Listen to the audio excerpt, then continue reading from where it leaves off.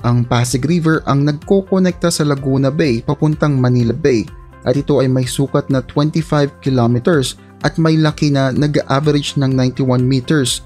Samantalang ang lalim naman nito ay 0.5 hanggang 5.5 meters.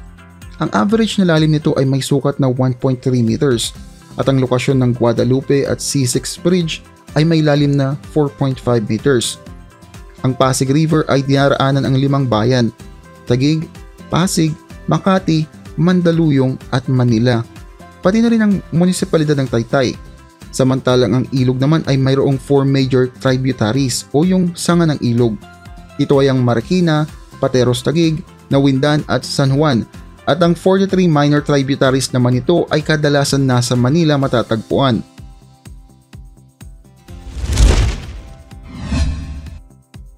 Alam niyo ba noong Spanish period, meron lamang 3 tulay na nakatayo sa Ilog Pasig?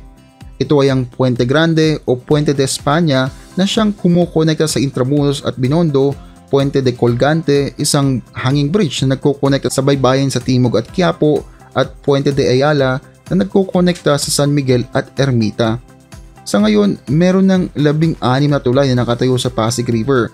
Ito ay ang mga Napindan, Arsenio Jimenez, Bambang, C5 Road Bridge, Guadalupe Bridge, Rockwell Bridge, Makati Mandaluyong Boundary Bridge, Lambingan Bridge, Padre Zamora Bridge, Mabini Bridge, formerly Nagtahan Bridge, Ayala Bridge, Quezon Bridge na pumalit sa Puente del Colgante, LRT-1 Bridge, mainly part of the racetracks, MacArthur Bridge, Jones Bridge na pumalit sa Puente de España, at ang huling-huli na nagtudugtong sa bibig ng Manila Bay, Rojas Bridge, formerly Delpan Bridge.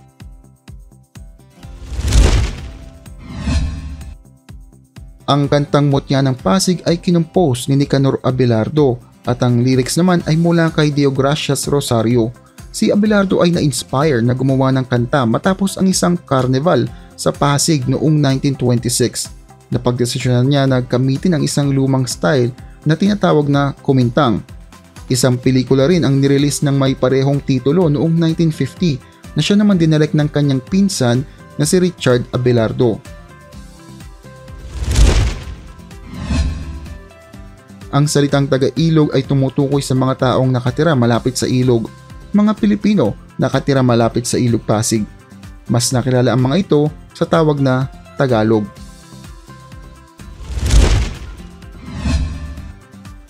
Ang Ilog Pasig noon ay pinamumugaran ng mga buwaya. Ang iba inakala na kwento-kwento lang ito para matakot ang mga bata, pero sila ay totoo. Sa katunayan, nilathala pa ito ni Rizal sa kanyang libro. Mayroon din isang lugar sa Pasig na tinatawag na Buwayang Bato. Ayon sa alamat, may isa raw napakalaking buwaya na umatake sa isang sinong Kristiyano, at nang akmang kakainin niya na ito, nagdasal ito at humingi ng tulong kay San Nicolas de Tolentino.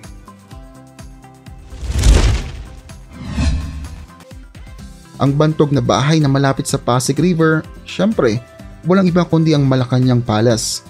Ang villa ay pagmamay-ari noon ng isang Spanish businessman na si Luis Rocha.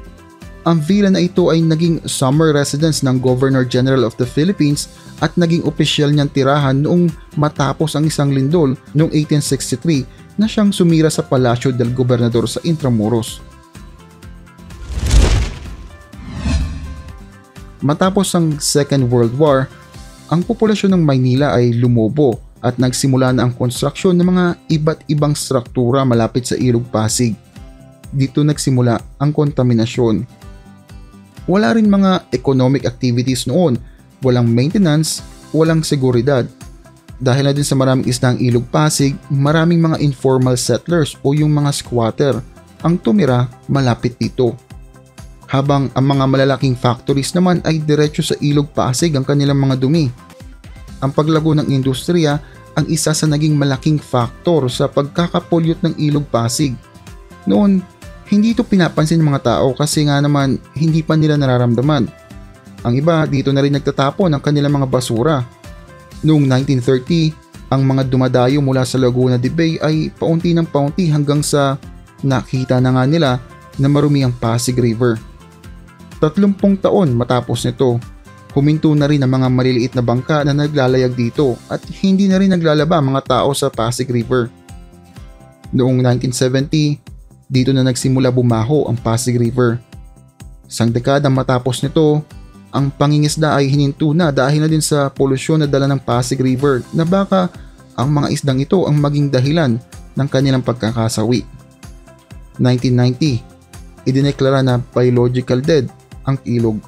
Walang isda o halamang nabubuhay dito. Sabi ng mga matatanda, noon daw malinis ang Pasig River at naiinom pa ito. Well, medyo may kakaunting pagbabago dito.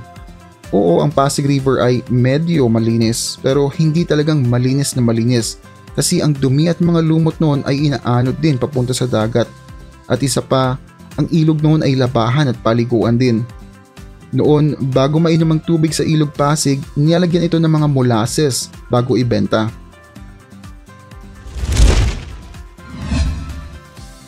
Noong 19th century, ang Pilipinas ay naging bukas sa world trade. Ang Pasig River ay ang sentro ng kalakaran ng Pilipinas. Sa katunayan, nagtayo ng isang customs sa Intramuros na pinangalanan Aduana at sumunod ay sa San Nicolas. Nagtayo din ng isang lighthouse sa bibig ng ilog.